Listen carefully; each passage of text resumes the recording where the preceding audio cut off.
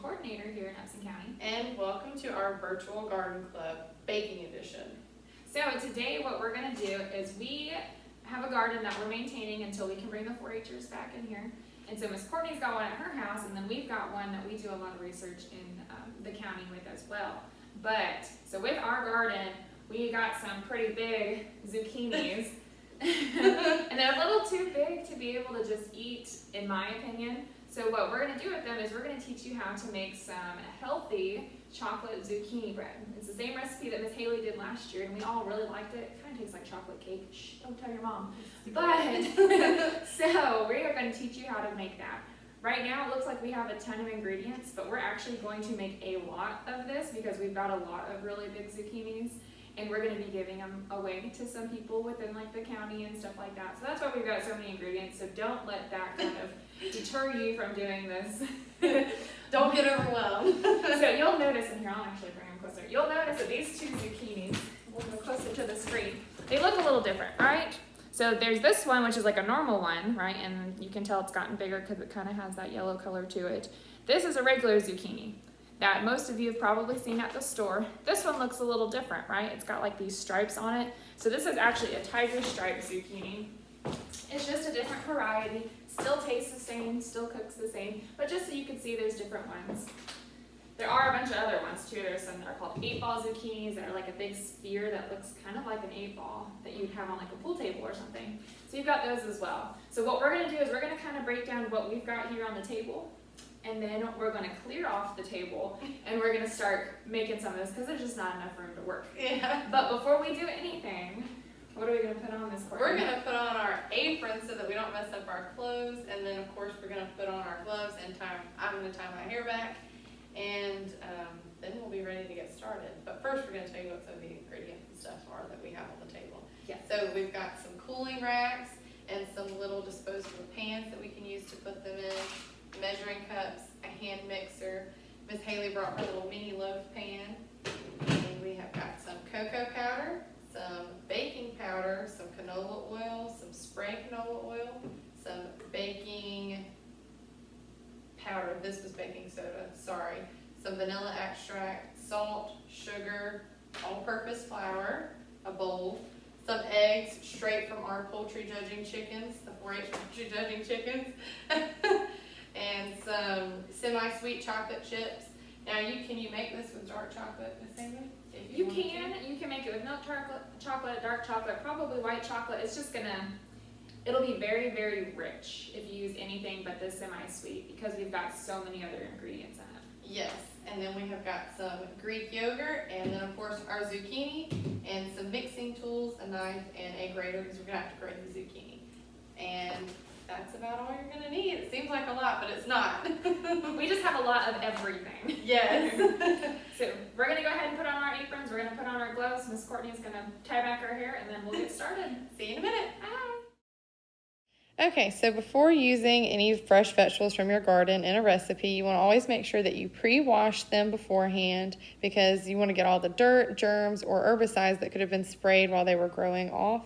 So just rinse it under some lukewarm water. Make sure you brush all the dirt off, so and we're good to go. Our gloves on, our aprons, and we are ready to go. So what we didn't mention before is that you are going to need some paper towels. So what you do, once we've shredded this, we're actually going to put it all in this bowl, and we're going to take the paper towel and we're going to squeeze it. So we went ahead and lined the bowl with some paper towels right now.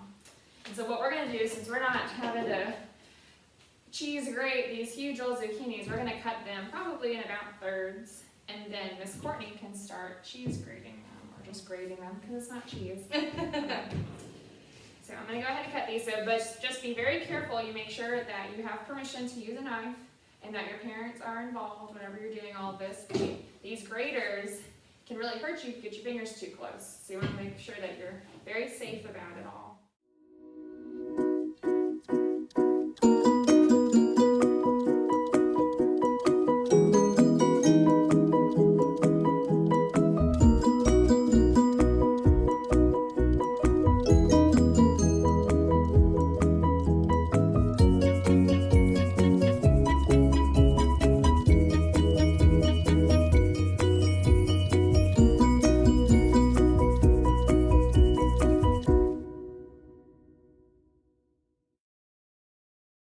Okay, so you're gonna want to put your zucchini in the center of these paper towels, kind of how we showed you in the bowl. And you just wanna squeeze, get it over a sink or another bowl or something. You're gonna squeeze as hard as you can. You're gonna see some green liquid come out. And that is what you're trying to accomplish. You wanna get as much of that water out of the zucchini as possible so that your recipe is not very watery, okay? So just keep doing that until you're not getting any more liquid coming out. And sometimes if you have to, you can wring it a second time, let it sit for a second, and then squeeze it out again. Okay,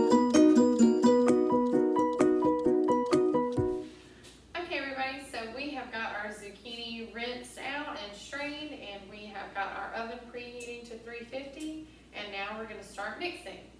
So what we're gonna do first is we're gonna do all of our dry ingredients in this big mixing bowl, and then we're gonna do all of our more liquidy ingredients in this small little clear mixing bowl, and then we're gonna put the two of them together. So we're gonna start with the dry.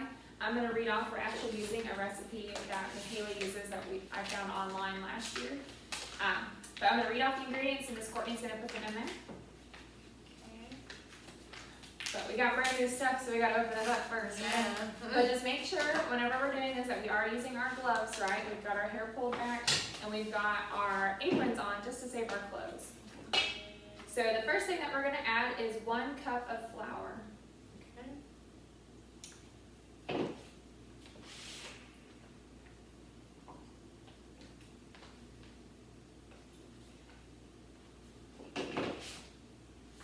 And remember, whenever we did one of our other cooking demonstrations, we talked about how you want to get level height with whatever you're mixing. If you're pulling up the container that you're putting in, depending on how it's tilted, it may not be level. So you want to make sure that you put it on a flat surface and then you get down to the height of that surface.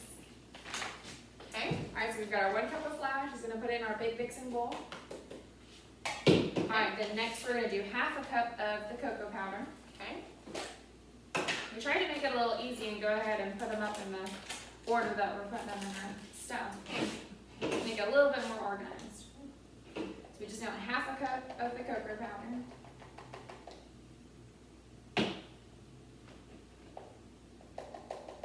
And so this is unsweetened cocoa powder. I don't know if we've mentioned that before. Hard to see because the bottom gets a little.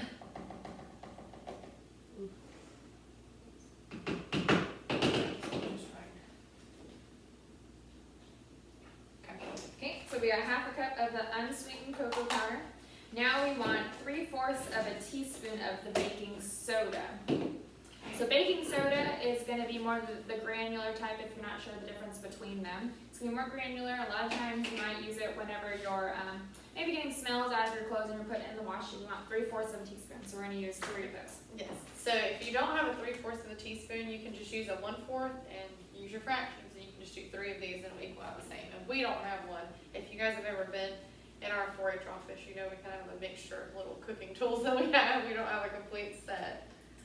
This might be easier to scoop out. You said bacon? Yeah. So we're going to pour it into this other mixing bowl and then we're going to scoop it out there. So that we don't spill it all in there.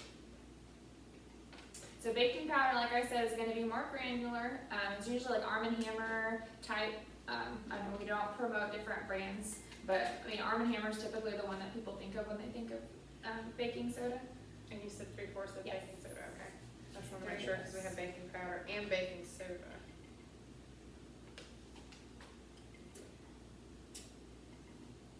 Okay, good to go. And then we're going to have 1/4 of a teaspoon of baking powder.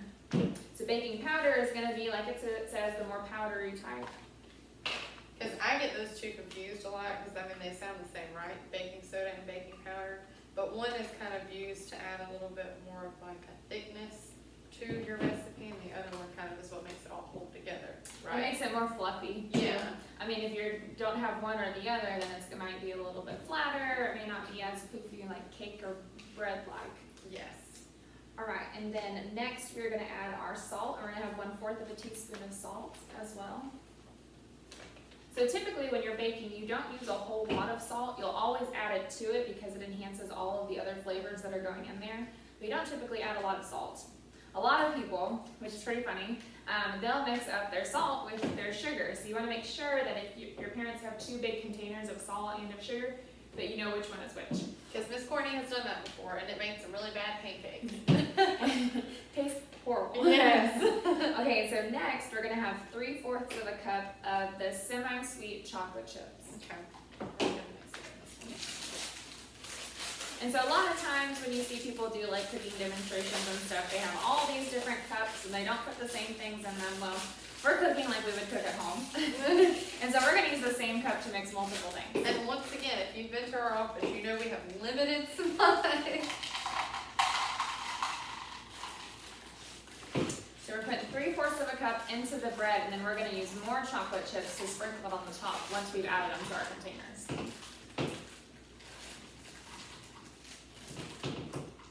And so what we're doing is we're showing you the recipe for 1 batch, but what we're gonna end up doing is mass producing these, I guess we could say, and we're gonna do a lot more batches coming up. But we're just mixing all this for 1 batch. Okay, and then what we're gonna do is we're just gonna mix all that together. So Miss Courtney has her little spatula. She's gonna mix it all together, and then we're gonna move over here to the more liquid side, and we're gonna mix it all into this small little bowl, and then we're gonna transfer them together. So Miss Courtney's gonna read these ingredients to me, starting with the eggs. Okay. See how kind of well combined all your dry ingredients in there, you guys can kind of see it. Okay. So we need 2 large eggs. And some of these eggs are very large. It's pretty funny, these little 4-H chickens are laying green eggs. Yeah, I know. All we need is some Look at how ham. big that egg is, guys. It's a huge egg. Here, we'll bring it up to you and show you. Yeah. Can you see it in there? Let's see. Maybe it's easier this way.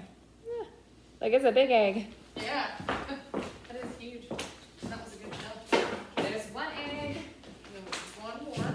And you want to make sure whenever you're cracking eggs, a lot of time it'll spill over the bowl, but you want to clean it up. Make sure that you have some sort of, either it's bleach or something like that, because if it stays out, then you're going to be more apt to open up for bacteria like salmonella and stuff like that. And contaminate your workspace with all of your other ingredients. And if you don't clean it properly, well then the next time you cook, then that stuff can get messed up. Yep. So we got our 2 eggs. Okay, and then we need 1/4 of a cup of canola or vegetable oil. And so what Miss Hailey's gonna do is we're gonna change gloves since we just touched those eggs. Yes. Where And we're back. We've got our gloves back on, and we got our new clean gloves, and we're gonna start back over. Okay, so we need 1/4 of a cup of canola oil or vegetable oil.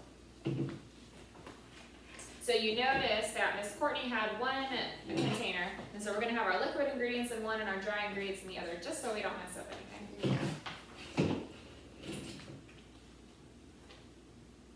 1/4 of it. Yes. And then next you're gonna have 1/4 of a cup of plain Greek yogurt. You can use non-fat or whole. We are using Whole milk, yeah. because that was our only option at the store. But you can, so for this Greek yogurt, because ours is in a pretty big container, one that you would see like sour cream or something in. There is smaller ones that are actually already, I think they're in 1/4 of a cup or 1/2 of a cup. But like I said, we're making a lot more bread than what this little recipe is calling for. Yes. Because we got a lot of big zucchini. Thanks to Miss Courtney for getting hers out there. Okay, so So, for any of you that have ever had Greek yogurt versus plain yogurt, it's typically going to be more thicker. It may have more of like a sour taste to it, is what I would say. I don't actually know the difference, like technically between the 2 of them. yeah, and technically, more often than not, you'll see Greek yogurt used as a substitute for like milk and stuff like that, wouldn't you say? Yeah, and it's more, and like for in this recipe, you'll notice that we're not using butter, and so the Greek yogurt is taking the place of that and actually making this more like a healthy bread. Yes. You know, it's like cake. And you're getting the good nutrition from the yogurt instead. Yeah, of you've got the just- dairy that's in it. Yeah, and the good probiotics. Okay, so we've got 1/4 of a cup of our yogurt, and now we need 1/2 a cup of sugar. So what we're gonna do is I know this is the liquid bowl, but we're gonna use that dry container to put the sugar in it. Yes. Okay, hold on 1 second, we'll be right back. Because I gotta let these out. These got baking stuff in it. I don't want to make it more sour.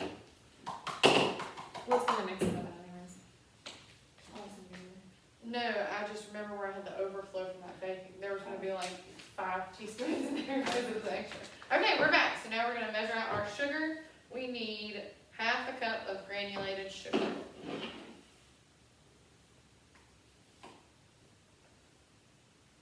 kind of hard to see.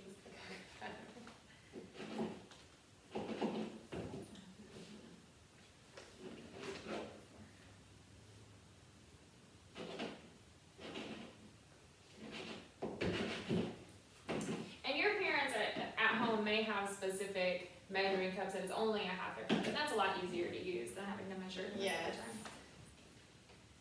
And then you're gonna need 1 teaspoon of vanilla extract. So we've got our 1 teaspoon right here.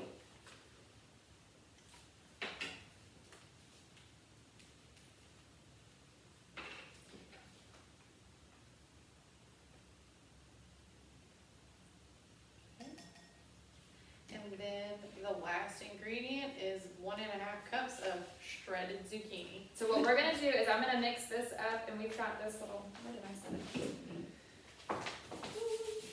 Here.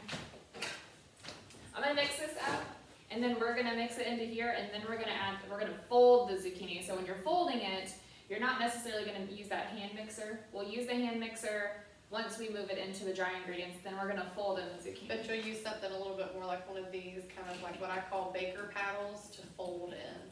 So sometimes you'll have recipes that you just need to put your dry ingredients and you'll kind of pour the wet ingredients into the center and then you just kind of fold it on top. So you don't wanna just be beating it with a whisk or a mixer like Miss Hailey is with the wet ingredients.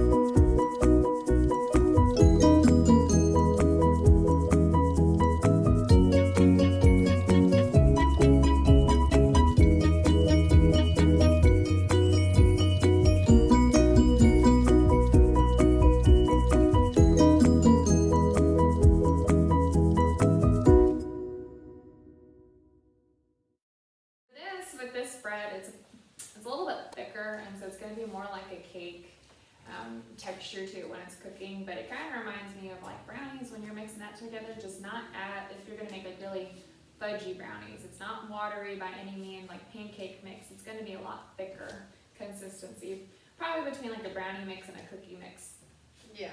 Consistency, because it does have that the zucchini in it. I mean, the water is going to come out of that zucchini, which is going to make it a lot more moist whenever it's cooking, but you don't necessarily see that in the bowl. And what we'll do is we'll show you a picture. We're going to take a picture of this. We're going to show you what it looks like mixed up in the bowl. And then, so Miss Courtney's mixed it up good. What we're going to do is take a picture of this so you can see it, and we'll post it. And then we'll show you how to put it in the containers. So we'll be right back. Okay. See, this is what it looks like when it's all mixed up good and well combined. All right, so we are back. So what we're going to do with one is, I know we had showed you all of those different containers. We had the little pie containers, we had a loaf container, and then we had Miss Hailey's little mini loaf one. Well, for this recipe right here, what we're going to do is we're going to put these ones in this regular loaf container. This is a more sturdy one. There's some that you can have that are throwaway or porcelain or whatever. We're going to use this one, and then the other batches that we're going to make, and we'll post a picture at the end of this video of all of the bread that we made, Yes. but we'll put them in different containers. So, Okay. first what we're going to do is you're going to spray it. Because you don't want it to stick. Okay. Now we're gonna just scoop it up there. Or you wanna try to hold the bowl? Yeah, so what I'm going to do is I'm going to hold up the bowl while Miss Courtney scrapes it in there. And you want to make it, you don't want to have it all the way up to the top when you're filling it. So if you've got some extra product, that's okay. You want it to be between about 1/2 to 3/4 full, whatever container you're putting into, just because it is going to bubble up a little bit, like a normal cake. Yes. A whole bag of these chocolate chips. We're going to take, let's go ahead and say 1/4 of a cup. Yeah.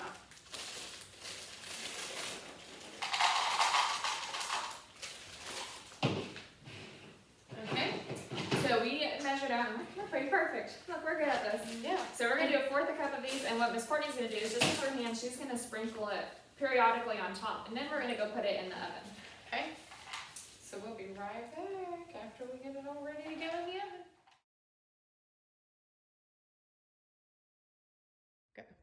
Okay, so now we're going to put it in the oven that's preheated to 350. The recipe says it's going to take about 40 minutes, but it depends on your oven. So what we're going to do is every 10 minutes we're going to check it. How we check it is we're going to use a little toothpick, and you're going to stick it in there, and if when you pull it out, it comes out clean, it's done. But if it comes out with anything stuck to it, then we want to put it back in for a little bit longer. But like I said, the recipe says about 40 minutes.